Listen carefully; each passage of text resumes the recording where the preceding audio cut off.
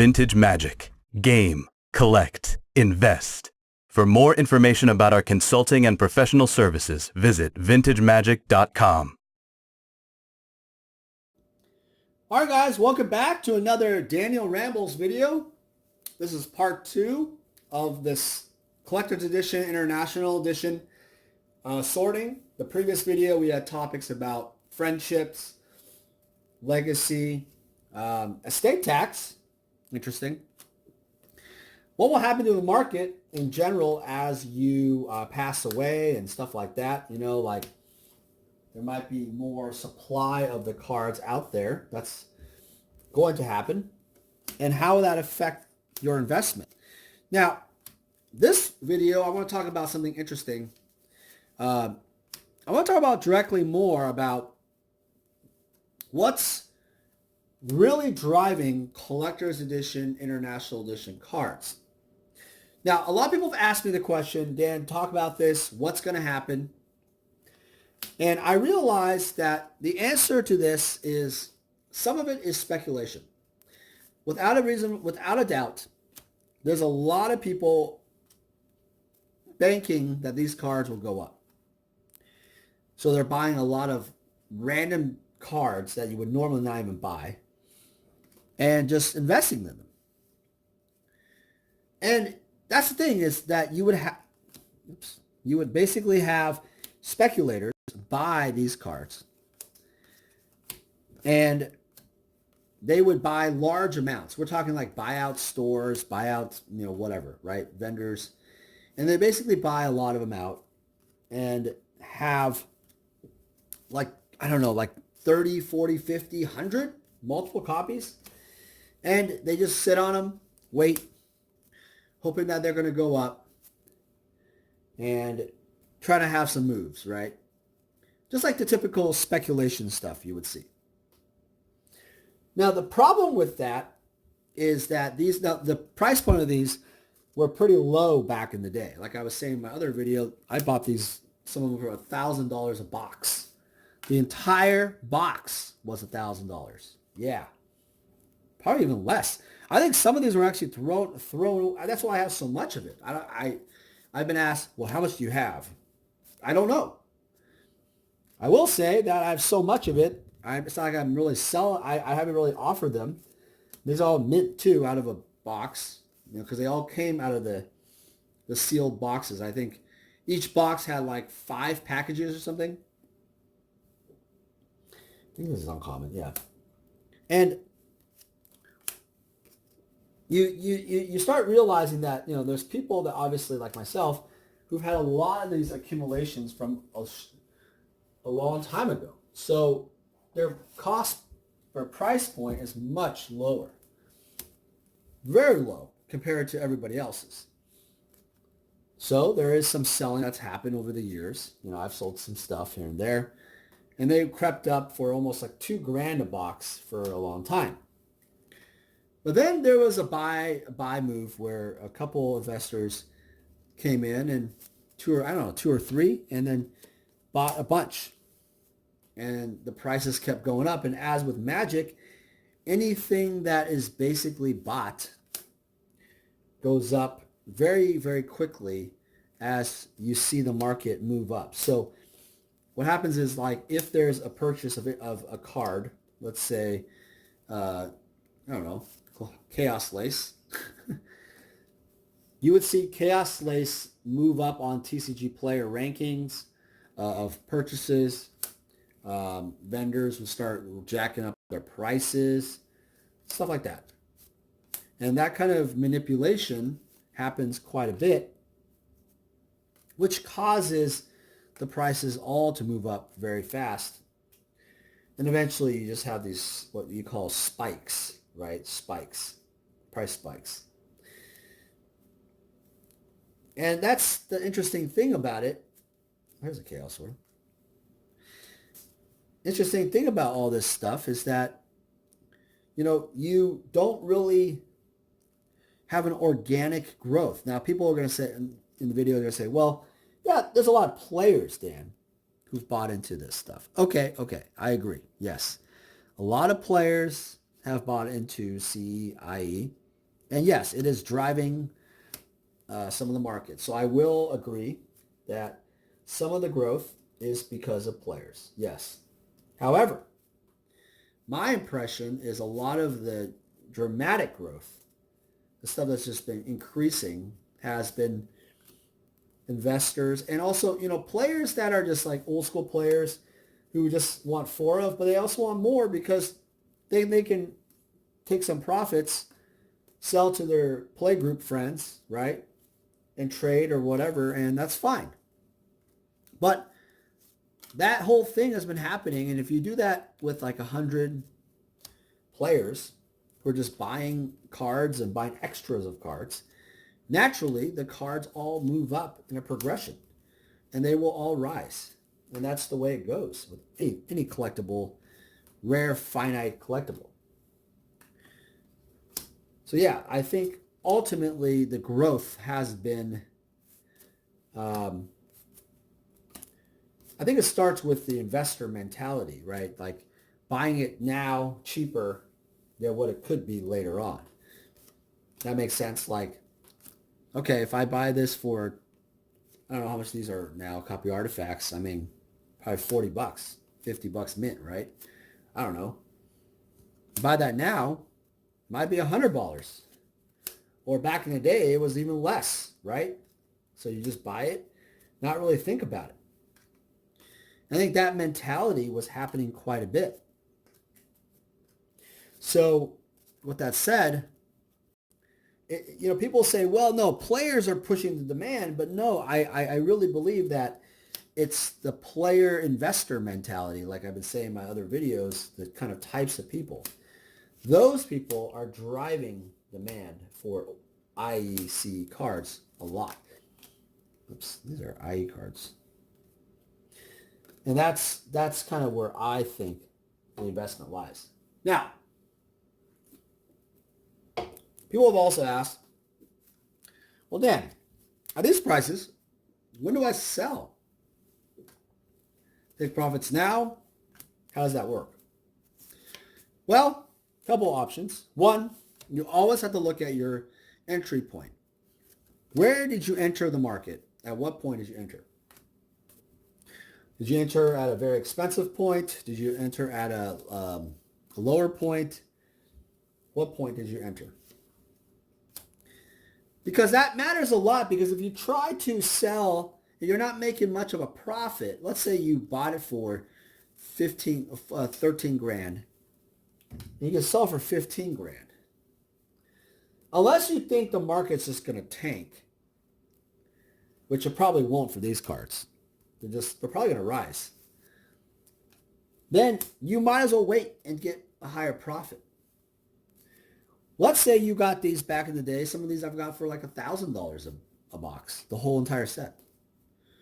I don't know. I'm not going to reveal how many I have, partly because I don't even know how many I have. I definitely have multiple double digits. I just don't know.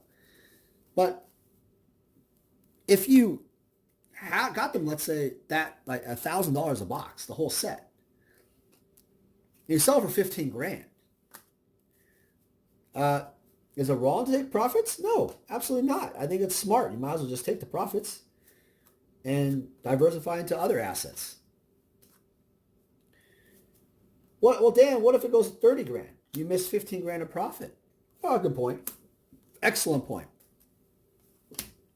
But if you're listening to any of the videos I've said before, you don't want to just dump it all into cash.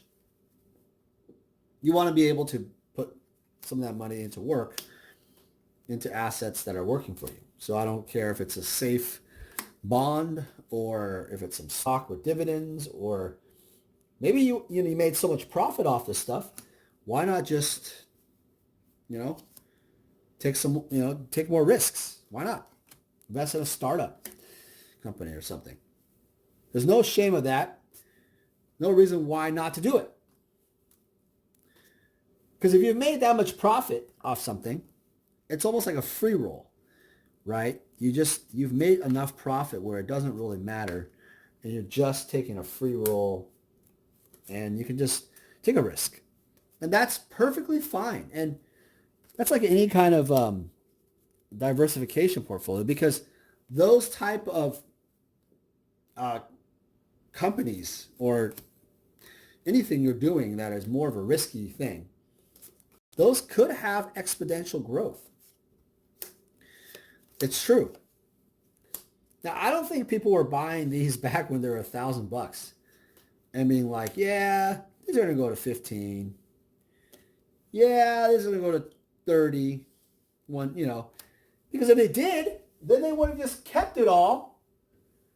They would have just, these would have already skyrocketed because they would have been already gone, wiped from the face of the earth. If that's the case, that already happened. So, that's not the case. People back in the day, from what I hear, were never, like, I wasn't one of those guys. I wasn't like, yeah, I'll make up $1,000, buy a box. Shit, I'm going to buy, $100K worth of them. Well, let's be clear. $1,000 in 2000 or 1995 or 1999 that's a lot of money. I'm sorry, like 2000, let's say. 2000's about $1,000 a box or less, a little bit less. That's a lot of money. $1,000 is still a lot of money. So you ask yourself, well, why didn't I just buy them? Because they're still $1,000.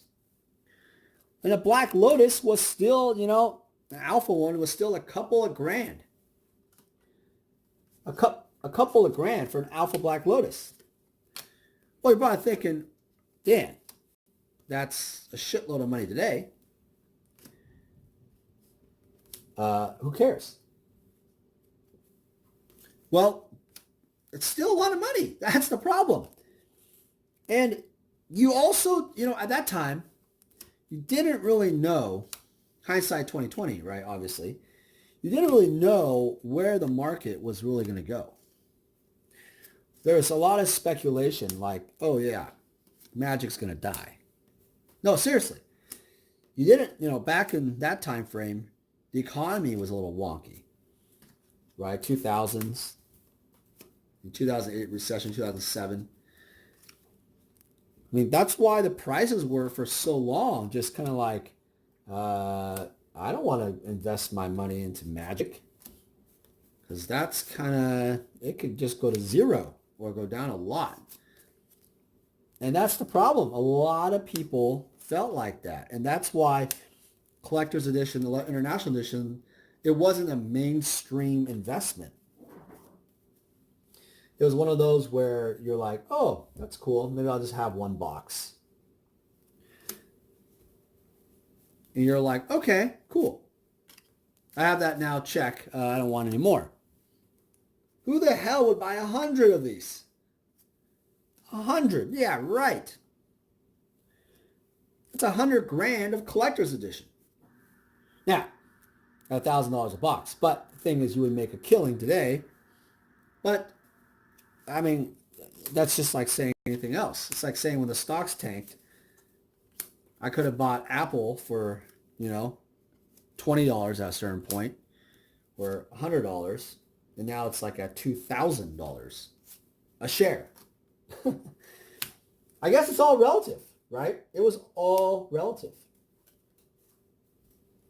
So in any kind of investing, it's like you're picking a racehorse, right? You just want to pick the racehorse that performs a good rate for what relative to what you're trying to do. Are you going to make every single best choice? Buy get every single card right? No, I would not suggest ever to put your entire cash roll into CEI. That's not what I'm saying. Now, next topic for this video is I want to talk about, so that's CEI topic. I want to talk about something in regards to the overall idea of buyouts and stuff, because people have been asking me, well, Dan, where are these buyouts? Like, I haven't seen much buyout activity this year because ever since like that Moat guy bought I forgot his name, Craig or something. He bought a bunch of Moats I think 2 years ago or whatever, 2017, and he wanted to spike it up. Where is he at? Is he making money? Probably not. Probably not, because Moats hasn't gone much anywhere. Where are these buyouts? What happened to all of them? They just die from the face of the earth?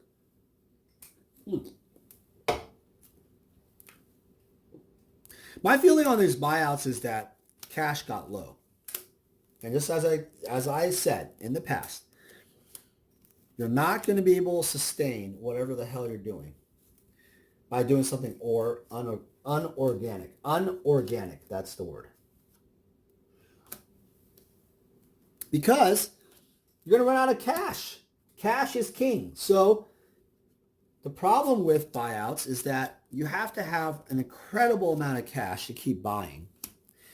You then have to be able to hold it for a long time. That's the opportunity cost of the buyout. And hope to God that it doesn't change and go down a lot more during that time. So let's say the buyout occurs. Let's say a card goes to $100. Let's say the moat. You bought them, I don't know, from $200, $300, and they went to like $500, $600. Fine, double. There's a point where the reserve list spikes. They went up, I don't know, like another to almost $1,000 or so. But nowadays, you can still buy a moat under $1,000 easily. The near mint ones too. And you're wondering what happened. The pullback happened. Because there's not enough organic buyers who will hold that price long term. But then you say, well, Dan, if he's really a buyout, why doesn't the people just hold the cards until they get the price they want to keep the buyout going or keep the maintained price? Good question. Main reason why that doesn't happen is because people need cash. I keep saying that all along. Depending on what entry point you enter the market, you're going to need the cash to pay off your bills, pay off your credit card. Whatever way you invested the money into this market, it has to happen. And unless you got into a market at a lower price point, you're going to be stuck there with a bunch of just cards that are just doing nothing. And to a lot of people, people that are not really savvy investors of any kind, they get very bored. I'm going to say that right out of the gate. They get really, really bored. They're going to feel like, whoa, I got to make that quick 25% jump. Why is it not jumping? Nope, I got to sell. Nope, I'm done. And then it goes up, maybe triple in 3 years, 5 years. And they're like, man, I should have just kept that thing. What am I doing? They never learn their lesson. The lesson I learned in investing is that slow and steady wins the race. I know Rudy says this stuff too. No, we're not collaborating. It's just we have a similar philosophy. The slow and steady wins the race. And in the end of it all, you're just trying to beat inflation. You can't just win. You can't expect everything to IPO or go crazy. It can't happen that way. And so that's the way life works. If you're hoping for the lottery system, you're hoping for some kind of incredible turnaround in, your portfolio, you can't bet that. So you have to be highly diversified. But I wonder a lot, why people, the main point of that was cash flows, that cash is really the thing that drives the market in magic. If you have the cash, you have the power in the buyer's market. Now, let me correct one part of that. If it is a seller's market, which it was for a long time, but now it's becoming more of a buyer's market, I've noticed. It's shifting. Because there's so much supply out there, people don't have enough cash. The buyers that do have cash are able to negotiate down and able to get items much cheaper. And this is why I'm saying that it has become more of a buyer's market, because there's more negotiation ability. I remember like 2000, end of 2018 especially. No, stop biting the rug. Hey, it was, hey, stop, no, stop, no. My dogs are biting the rug. Sorry, guys. I remember at the end of 2018, people were just going in a frenzy, like during mid-2018, right after GP Vegas. People were just buying, and then all these cars, Power 9 went crazy, and this stuff went crazy. You know, there's like cars like Wiley Wolf Light, for the love of God. Some guy wants $5,000 for his Wiley Wolf now, 9.5, and I would sell it, because that card is easily going to be found again and graded a 9.5. It's not a rare card. There's plenty of cards to come out of there, but yeah, it's a difficult one to get centered or whatever. But because of its lack of rarity, I still feel like it's risk to get more graded. And that's what I'm saying is, there's an appetite right now for buyers to buy rare cards, but you got to take profits too. If you just sit on these oddball stuff all the time, you're never taking advantage of the market and where it's headed to, where it is. You got to sell some of that rare, quirky stuff too. Now, there are certain things I would not sell because I think they're going to keep going up as more of a historical collectible, and that's the Alpha Black Lotus, Beta Black Lotus, Unlimited maybe. Alpha cards in general are, they've gone down a little bit. I know the Alpha 40 group's going on a little frenzy saying, oh, the Alpha 40 cards are going down. It's time to sell.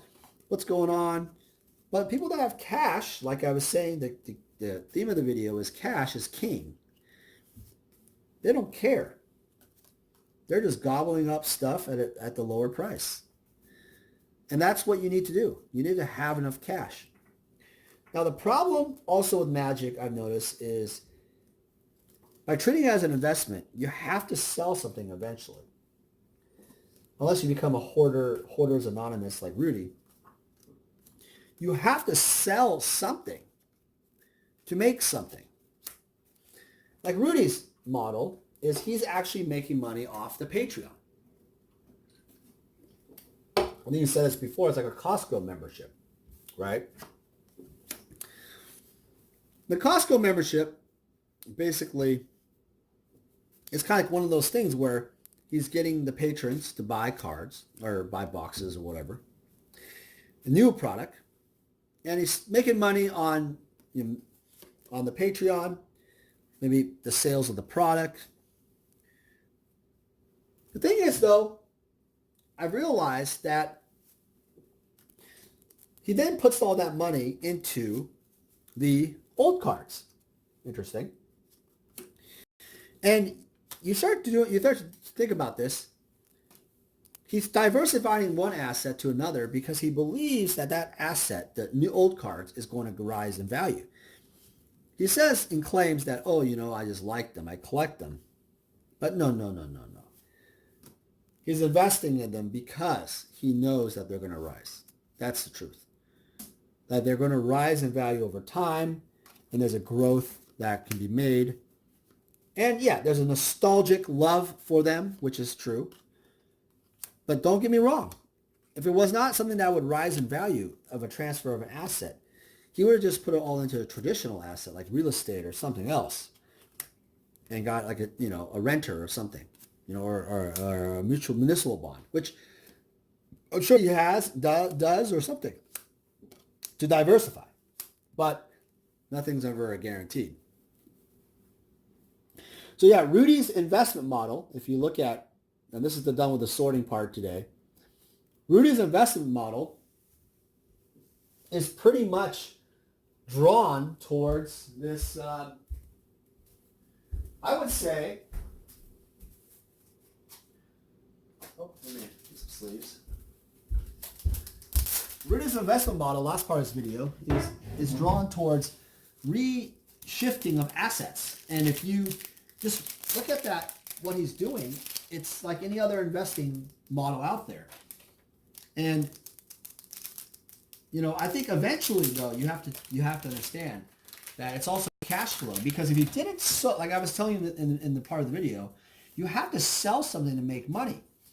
So it's not like Rudy is obviously getting YouTube revenue and stuff like that, but I've realized that his real money is from the Patreon. Because if you had no Patreon, if the Costco membership died, if people stopped buying new Magic product at his prices or whatever, or he was somehow shut off, he would go out of business. His cash flow to buy old Magic stuff would be gone. You understand that? That's the trick, is you have to have cash flow. No cash flow, no bueno. You can't just do trade forever. You have to have new cash. And so everybody needs to realize that cash flow is how it works. Now, yes, you could be sitting there with $1 million of theoretical product, Ultimate Masters, or, Dragon Maze. I don't know what the hell you have. Fallen Empires, Ice Age boxes. This one guy has like 100 boxes of Mirage. Oh, that's Rudy. But none of that means anything if it doesn't actually sell. And it's really just, there's no cash being made. There's no dividend being made like a stock. There's nothing. It's just Rudy having lots of stuff. And if you're not growing that at all, then you're not really, it's kind of like a speculation thing. You're hoping that's going to go up, but it has not, and may or may not, actually. So guys, end of this video, I feel like I've been asked, what is Rudy's model? How do you make money off his model? What's hard about it is he has such a deep relationship, another thing about relationships, with distributors, that not everybody can just come up with a bunch of cash and do what he does. And also, people genuinely like his videos. They appreciate the content. They like his humor. People actually just give him Patreon money because, it's supporting his channel, which is great. I get the same. So I think that's, part of it. But you have to diversify, and you have to have somehow some cash flow to reinvest. All right, guys, thanks for watching. It's me, Daniel, with VintageMagic.com. I hope you guys learned something in this Daniel Rambles video. I'll have more IEC cards to sort. I got probably this times, I don't know, another 10 times. I don't know. Some ridiculous number. But when I get time to it, we'll catch you guys on the next video. Take care. Hey guys, it's me, Daniel, with VintageMagic.com. I'm here to share with you more about our deck and set collector fulfillment service. The deck fulfillment service caters to the player. And what that basically means is if you are a player looking to fulfill your old school Magic deck, certain Power 9 or key pieces in your Vintage deck, or dual lands in your Legacy deck, we have the inventory and the resources to help you fulfill your needs. Next, we have the set collector fulfillment service. This really caters more towards the collector. Oftentimes I've been asked, hey Dan, can you help me find this specific graded card for this set? Or Dan, can you find me these 20 cards left in my beta set? It doesn't matter what you're looking for, even if it's like every single Sarah Angel possible out there, I can help you out. My resources and extensive network in Magic the Gathering, I was able to help thousands of clients all over the world fulfill their needs. I've made it my mission at VintageMagic.com to be your one-stop shop for all your collector needs. For any significant item or collection, we're able to travel anywhere in the world to meet you. The reason why my clients love this service is because it saves you time. What happens is collectors and players often search all over online or vendors, and they never find exactly what they're looking for. By going to us, we are the only one-stop shop who can help you with your needs. Using our service gets you exactly what you want and saves you time and money. Vintage Magic. Game, collect, invest. For more information about our consulting and professional services, visit vintagemagic.com.